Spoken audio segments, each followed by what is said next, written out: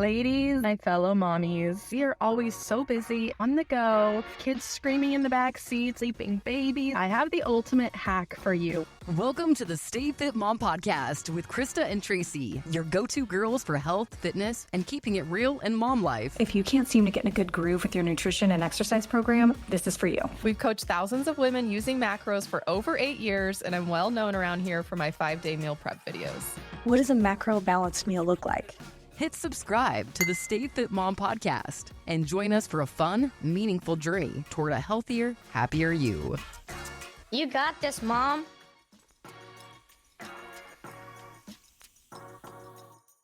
Welcome to episode 5 of the Stay Fit Mom podcast. Today, I have the pleasure of introducing you all to one of the coaches on staff that means so much to our community, so much to me. This is Mariesha Braley. She has an incredible story, her own personal story, but then we also get to interview her and ask her questions about what it's like to be a coach. So welcome to the show, Mariesha. Oh, thank you for having me. This is such a delight. Thank you. So first of all, Mariesha, you've been coaching with Stay Fit Mom since June of 2022, but before that you were a client. So can you tell us what made you start with Stay Fit Mom? Who were you coached by? What was your journey like? Give us some insight into your Stay Fit Mom early days. I want to say back in 2018, I had found the program probably on Instagram. Maybe it was through a blog post on Pinterest. I found you, which is the bottom line, and had nominal success, I think, because I kind of gave it nominal effort. And my life went into a different direction where I shifted my focus from diet and nutrition and focusing on my self-care to trying to get pregnant with our second child. And that became this whole other entity, as it is like trying to get pregnant, having fertility issues, multiple miscarriages and struggles and things like that. It becomes all consuming. And we got pregnant, which is lovely, and we have a little boy, but I gained a lot of weight during that pregnancy. It was just like this cumulative effect of grief and all the hormones trying. I knew when I was pregnant and I saw the scale just kind of like ramping up, I was like, I am not going to be obsessive about this. I'm not going to worry about it. It is what it is. I'm pregnant, thank the Lord. But I knew that as soon as I had this baby, I knew that the program worked and my body responded well. So after 5 weeks of being postpartum, I signed up again, and Coach Kirsten was my coach this time. That was the start. Awesome. So how much weight did you gain during your pregnancy? Or how much weight were you like, if I lose this much weight, I'll be down to my goal weight when you started with Coach Kirsten? So when I started with Coach Kirsten, I want to say I was 256. I knew that I just wanted to get under 200. When I got pregnant, I was 195, which still felt high, but you know, it's a little uncomfortable, but it's not bad. But when you're 256, 195 sounds really good. I was like, if I could just get under 200, that would be amazing. And so that was kind of the first initial goal of like, let's just get under 200. Yes. And that's a goal for a lot of our clients. We call it Wonderland. Get to Wonderland. Yes. I love that you're just like, I was 256 pounds and my goal was to get under 200. That's the goal that so many of our clients are facing. Yeah. How long did it take you to get under 200 pounds? Do you remember? I want to say it was a year to get to that goal, maybe a little bit over a year, but it was a year of focus and it was a year of determination and very few missed days. I had this mentality that I didn't have the very first time I went through Stay Fit Mom. I think when I was going through Stay Fit Mom the very first time, nominal success because I put in nominal effort. And again, my sense of urgency wasn't high, but I also had this mindset of like, living my best maintenance life, but also trying to have a weight loss goal, which so many of our clients can identify with. I just want to keep living my same life and lose weight, which is usually it takes a little sacrifice. But I love that you're like, I'm going to kick this into high gear. I don't know what it was. It was just like something switched in me. In 2020, I was trying to lose weight as like maybe a hobby. Now I have to do all the things like it was my full-time job. I just couldn't go into it with nominal focus. Like it was just something I was kind of doing on the side. That transition mentally for me, it was the linchpin for my success. I needed to have that laser focus going into the year. You approach your lifestyle differently when you are very clear about what your priorities are and what you are supposed to be doing, how things are going to then sort of fall into a certain order. And once I made that decision that weight loss, my diet, good nutrition was number one, everything else had to bend to that, fall into succession with that. And so that shift for me, I think, was very pivotal. And it is something that I do go back to, because you're not always going to have that laser focus all the time. That's not sustainable. But if you are pursuing a goal, you have to bring that level of intensity to start seeing results for yourself. Love that. So, Mariesha, you've done a ton of SOS videos for us. There's one SOS video that is a core memory for me, and it was preparing for a multi-year weight loss journey. So, you're talking about all of a sudden you have this shift, and yet it still took so much time. It's Yeah. not like you were taking it easy and it took you a couple of years. It was like, no, no, no, you shifted and Yeah. it still took you a couple of years. So, tell us about that. Yeah, the journey was a multi-year journey. You're not going to lose that amount of weight overnight or in 6 months. I think you wake up one day and you're like, oh my gosh, I have all this weight on me. You don't realize that the weight creep has been all of the time. You're just sort of like, it feels new to you. So it feels like you should be able just to take it. It doesn't work that way. And so I had to brace myself for the amount of time that it was going to be. And with that, I think I had to come into it with a level of determination where I kept just putting my goal in front of me. I always had to remember, why am I doing this? Because I mean, a year is a long time. Over a year is a long time. Just kind of like coming back to, why am I doing this? And having good community and surrounding yourself with people who get it, which a lot of your friends won't get it. They'll be supportive, but they won't be like, they're not in the weeds with you about tracking or good nutrition. I found the group to be really encouraging. We were all in it together and supporting one another. And so I found that to be hugely invaluable when staring down at this multi-year journey, knowing that I wasn't doing it alone. So you said that you have to be very sure about what your whys are. What were some of those whys for you, Mariesha? I am a child of the early 2000s. I love clothes. I love how clothes fit. I was very motivated by having my body back after a long time, because when we started trying to get pregnant, we went through a whole journey to have my daughter. And then we went through the whole iteration again to have my son. And so when you're going through all of that, the pregnancy and trying to get pregnant, your body is not your own. I was just so excited to have my body back that I was like, I want to wear the beautiful clothes and I want to have the fit physique. And I was very motivated by that. And the other one was wanting to get my body back so that I could set a good example for my daughter as to what a strong woman should be and look like and treat herself, and that nutrition would be just a part of her home. It wouldn't be like a struggle like it was for me growing up, with diet culture in the 80s and 90s. I identify with both of those whys, both of them. I remember my postpartum weight loss journey, and I would have like a bathing suit hung up on my Yeah. closet door. That's Yeah. my goal. I want to be able to fit that again.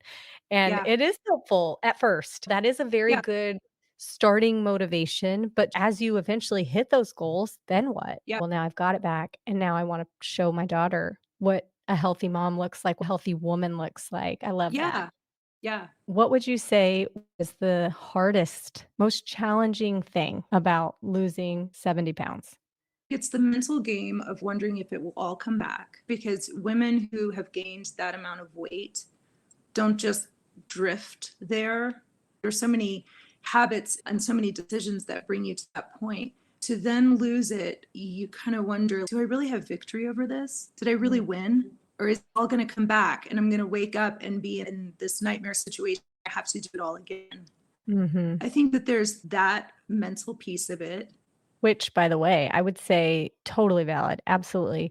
And also the fact that it took you over a year. Yeah. It almost plays into the longevity of it because you Yeah. learn all these new habits. It's not like something Yeah. that you've done in Yeah. 30 days and then you're back to Yeah. your old ways. You've been living this for several years now. At least you have your best shot at sticking with it because you have a whole new set of routines, a whole new life. Yeah, you're a new you. And I think that's another thing that's kind of difficult, because if you're only doing a weight loss plan for a short amount of time, it doesn't feel like personality changing. Like it doesn't become your whole personality. When you do a long period of time, it becomes more integrated in you. And usually you're showing up with bigger things that you need to work on. And so those changes that are taking place feel deeper, like your relationship with food, relationship with emotional eating, your relationship with going to gatherings and celebrations, and how you show up for certain things over a long period of time. It really is transformative, not just physically, but mentally. So you're a huge Stay Fit Mom success story, and we are looking for new coaches. The way that we do that is we look within our own community. We do that because we have what we think is the best resume on any potential coach, any potential staff member. We know that if they say they're going to do it, they're actually going to do it. So many great personality characteristics show up in this coaching client relationship. So that's one huge blessing about being a business owner for Stay Fit Mom, is that we are surrounded by these incredible people. Whenever we get to the point where we're like, it's time to expand, we probably need to be looking at getting another coach. We turn to our coaches and we're like, who's next? And you were on that list. Coach Kirsten was working with you and she said, Mariesha, we have to hire her yesterday. It was wonderful because we had already done a client spotlight on you. And of course, you were my client at one point, but I just felt so connected to you through your story. So then in June of 2022, we hire you on as a coach. And I wanted to just ask you this because you have this whole inside view of Stay Fit Mom. You're not on the outside anymore. You've been through years of Stay Fit Mom. You've seen some drama. You've seen the good, the bad, the ugly. So maybe give people a picture of reality, that it's not always as seamless as it might look on the outside. But what has your experience been like coaching with Stay Fit Mom? Oh man, it has been such a gift. I'll say this, Tracy, I had a career before I became a stay-at-home mom. So I've had a lot of work environment experiences and a lot of experiences working with women. Put a group of women in a work situation where they're close together, they have to work together. It can go very badly. It can be very catty, it can be very cliquey, it can be very mean. And I didn't get that impression from the coaches while I was a client, but you always kind of hold your breath for the behind the scenes.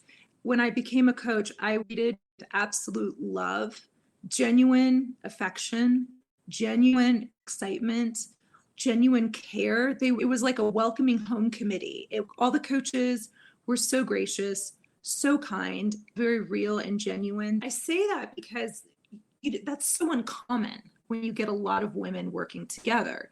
It is a gift that I don't take for granted, to be able to work in this environment. That genuine relationship between the coaches helps with the clients because we're all talking together behind the scenes, and there's this freedom to be ourselves. There's a freedom to share information. There's no gatekeeping. Everybody shares, everybody helps, everybody desires to see the other person succeed. It is genuine, it is real. And that's a testament to you and Krista. That's a testament to these ladies' character, excellent hiring. And so I would say it's really beautiful. It's beautiful relationships. It's sincere, and everyone is helping the other person. So it is a gift to be able to work here. That's so sweet to hear you say, Mariesha. And it does seem like the team is so diverse in their skill set. And yet, so many times that can feel competitive or, oh, I can't do what she's doing. But it's just so clear that everybody has their thing that they're Yeah. excelling at, and we can celebrate that, and it's fun. So that means a lot. I'm so happy to hear you say that. So what made you say yes? What inspired you to become a macro coach? You're doing this for years. Kirsten's finally like, hey, they're looking to hire. Are you interested? What inspired you to say yes? I think I was surprised that my story was inspiring other people. I didn't realize back in the day we were doing check-ins on Facebook and in the group. And so everybody could see my check-in. And Kirsten would tell me, people look, your check-ins. They are following your journey. This is motivating and encouraging for them. And it was just this realization of my journey is compelling. I have been places in my journey that other women want to go, but they need help. I could be that person to help them navigate these tricky areas for weight loss. I could be that person for them. I love encouraging people. It just felt like a marriage of two wonderful things. My desire to encourage, but also having this very real practical experience in it as well. So you said I could be that person for them. Fast forward all these years later, you have been Yeah. that person for so Yeah. many women. Can you share maybe a memorable success story from one of your clients that has really stood out to you? Yes. I have one client who's been with me for over a year, and she was in the, I want to say about 230. She was over 200. And so it's a multi-year journey, right? To where she wants to be. And so we her under 200 pounds, and she's, I think, in the 180s now, in the high 180s. So it has been quite the evolution. And to be with her every week, to partner with her, to encourage her, to see that transformation and how she's stuck with it, because it's not easy to stick with something when you've got life and work and all the things that come up. If you think about over a period of time, other facets of life are happening, and to see her stick with it has been really inspiring. And one of the things that I love in particular is that she just became a certified dance fitness coach. That is not something that she ever would have thought about when she started. If you had ever told me when I was 256 pounds, you're going to be a nutrition coach, never would have thought that. And that's something that she never would have thought about too. So I love seeing how pressing into these hard places births something new, and that we're never too old to take on a new task, master it, learn it, and then start teaching it, which I just think is so cool, especially because we're like in our 40s. It's probably so helpful for her to have you as a coach and just to know you have been through these same steps. You've been through step 25 where she's checking in and she's so frustrated that she's been at the same weight for 4 weeks in a row. You've Yeah. been there. Yeah. You know what that Yeah. feels like. That is just such a huge advantage. You're not this bodybuilder walking the stage that doesn't know what it feels like to have that emotional struggle. Yeah. But I love that you said birthing something new because that makes me think of whenever I see a client that comes to us on paper, we see how they're eating, we see their weight, we see their height, we see their goals. Mhm. And there is this client that's 250 plus pounds, and you see what their nutrition looks like. It gets me so excited, Mariesha, Yeah. because you can already see the potential. You're like, oh, Yeah. I know exactly what I need to do. If this Yeah. woman will just listen, Yeah. we're gonna birth something new. It's gonna Yeah. do all these things, and there's this joy that kind of rises up inside you. Mhm. Mhm. Yeah. The excitement of what you can co-create with someone is just really exciting. So I look at her story and it's inspiring to me, and I know it's inspiring to those around her. And Love at that that she's weight, doing. we're also talking about the difference between type 2 diabetes at some point. Mhm. We're talking about the Yeah. difference between playing with your grandkids on the floor. We're talking about Yeah. generational changes in her Yeah. children. Yeah. It's so far reaching. While the Yeah. initial motivation might be like the bikini on the closet door, Yeah. we can't even see all the Mhm. benefits that are coming from this. What's been the most rewarding aspect of being a macro coach, or do you feel like we kinda just covered that in what you said? Yeah, it has been seeing women hit those goals, especially when they didn't think they could. The most gratifying is when they fight you in the beginning, and then and then they just sort of like, okay, fine, I'll just do it. Have multiple pep talks, like you need to do this, follow through with this, and then the scale really starts to move, and then they start to hit their goals, and it's like, yeah, see, you did it. And that So happens way more than you would think. You have some clients that just need so much in the beginning or they wanna do their own thing. This isn't what I've been yeah, reading online. There's just so many voices now, for sure. The ones that fight you are a lot of times the ones that end up being your favorites because they stick it out. So this question says, what common challenges do clients face when they first start macro counting, and how do you help them overcome these hurdles? As a Mhm. macro coach, you get new clients every month. What are some repeat challenges that you see? That it's hard. I think that they like it's multi-layered, right?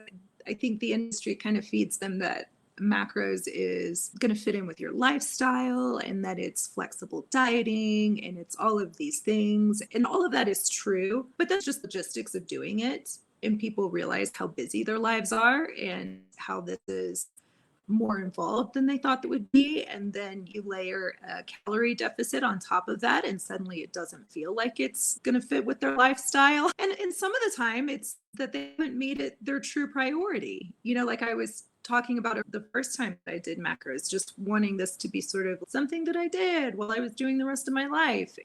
That's not necessarily going to work when you have a goal for weight loss. And I think that comes as a surprise. In the first couple of weeks, it's really readjusting expectations with clients about what it's supposed to look like. It is hard. It is like drinking from a fire hose the first couple of weeks, and you might fail miserably. But the point is that you still checked in, still here. You're still like everything is a win. It's just building on that to get to the other side of that initial, oh my God, this is so hard, where you're affirming, yeah, it is hard. Let's adjust expectations. Let's get you to the other side of that so that it's hard, but you feel like you have the tools that you need to do it. It's so true. It's not easy. Our society has never been more instant gratification. And so it's not that. It's hard. You're literally learning an entirely new language. Yeah. And that is not for the person that just kind of wants to maybe dabble their feet in it. It's a Yeah. complete overhaul. It's like, I'm going to baptize you by fire and we're going to get through this, because it is hard and it's not for the faint of heart. And it's something that, I guess that's another thing that I was thinking of, is like, oh, that's why the community is so special, because it's whittled down to the people that are able to make Yeah. this a part of their life. No macro counter is YOLO living. Yeah. How do you build that trust and rapport with your clients, especially those that are new to macro counting, so they can trust you? I think a lot of it comes down to communication. From the very beginning, I share my story. Hopefully, they have a background of my story and a perspective of, I have done this myself. I have been through this long journey myself. And telling my story and sharing my story with them, I hope builds trust, but then also identifying in their initial questionnaire, their intake, identifying connection points and also build trust and help them feel comfortable, like this is a safe place for me just to be. It's so vulnerable, Tracy. Like, it's so vulnerable to put yourself out there with a coach who you don't know, you don't see, and sometimes that's helpful because you don't see them, but making them feel like it is a safe space to be themselves and to share their struggles. And yeah, struggles that are more far reaching than just what you struggled with food, although that is obviously important. Some of these clients, we've had clients struggle with their kids getting cancer. We've had their parents pass away, and you know this person so well, and it's like you're grieving alongside when some of these big life catastrophes happen, or it could be happy. It's the reverse. Their kids going off to college, and anyway, so you're celebrating and grieving with. It's just so personal, I guess.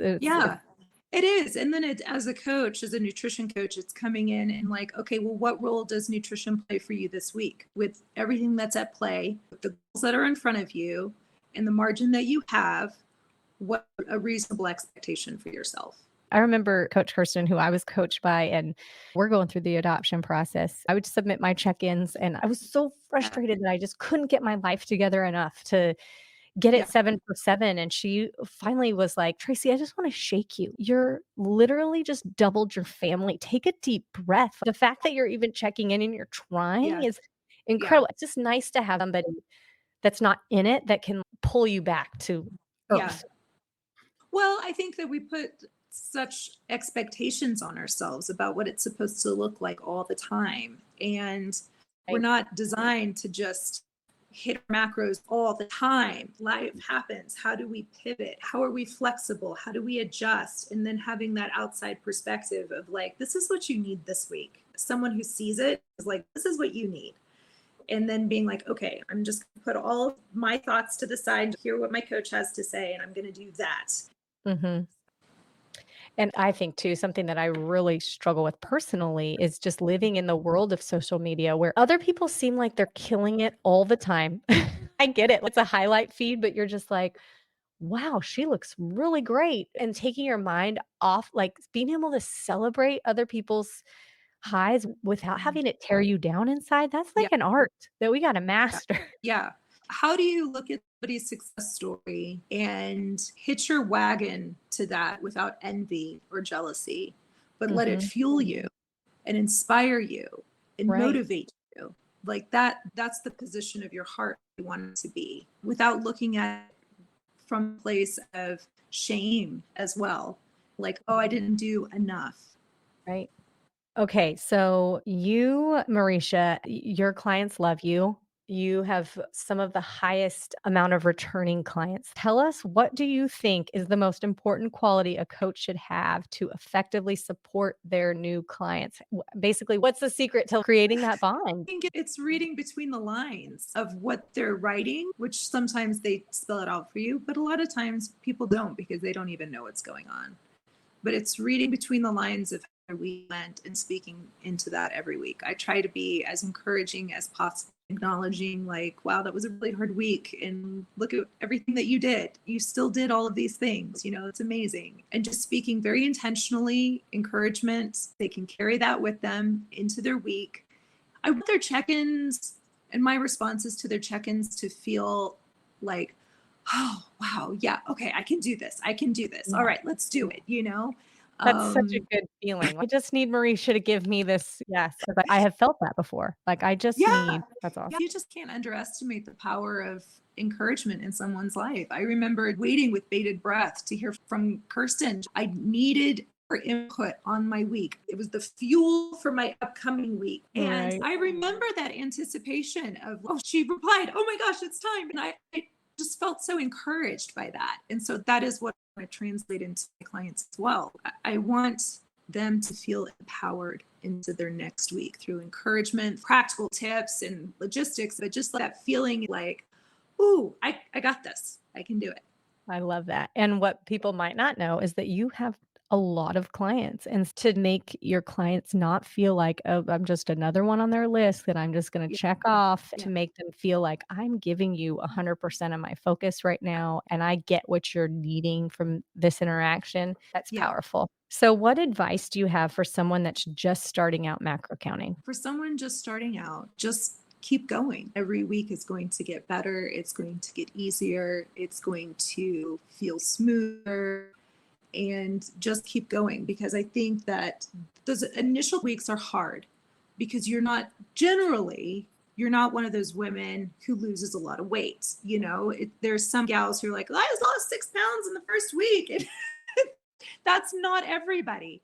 And so you lose 1 pound the first week and you lose another pound the second week, and that's 2 pounds. It doesn't really feel like a lot, but over time, that adds up into something quite significant. If you keep going over 8 weeks, 8 pounds. Now that's something to talk about, right? But after 2 weeks, a lot of women are just kind of like, I don't know if I want to keep doing this. Is it working? Is it worth it?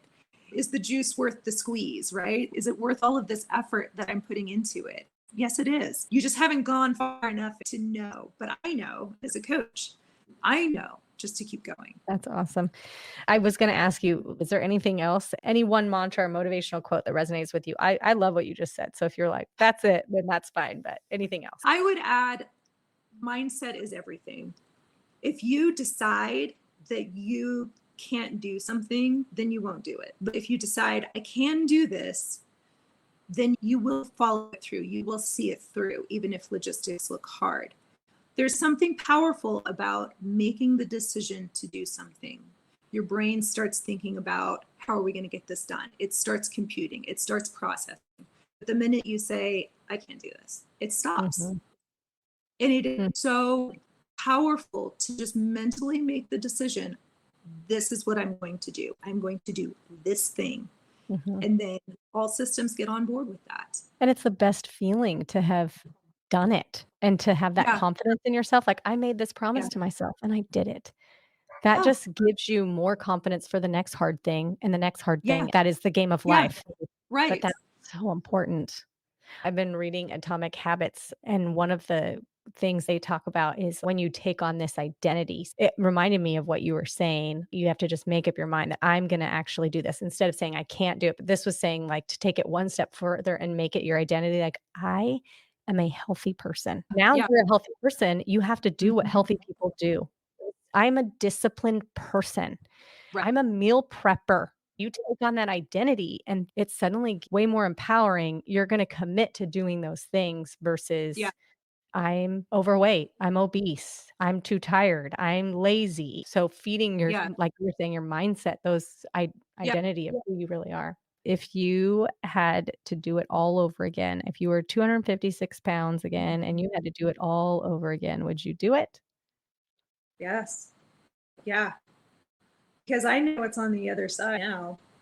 I would do it 100%. On the other side of that journey is a healthier me, a stronger woman, a more confident woman. I didn't grow up with nutrition or fitness being at the center. I mean, I sang choir, in the 80s, 90s. I was not, this was never something that I ever thought I would be interested in or do well. And yet here I am. And on the other side of that, then it opens up other doors. Like I got into fitness and I have really started cracking that nut and understanding how my body works and what it needs to be supported and fueled. On the other side of the hard is where we want to be. And we just have to do the hard things to get there. And it's waiting for us, this whole new world. Time is on your side. That's what your story makes me think of. And you've said that Yeah. time and time again. We don't have to sprint to the finish line. We can just take it one day at a time. And the longer it takes, the more healthy habits you accumulate along the way. Thank you so much, Mariesha, for being our very first guest, our very first interview. So blessed to be here. Thank you, Tracy, for the honor. All right. Stay tuned for episode 6 coming soon. We appreciate you tuning in to the Stay Fit Mom podcast. If you enjoyed today's episode, don't forget to subscribe and leave a review. Connect with us on social media and head to stayfitmom.com for more resources and tips. You've got this. See you next time.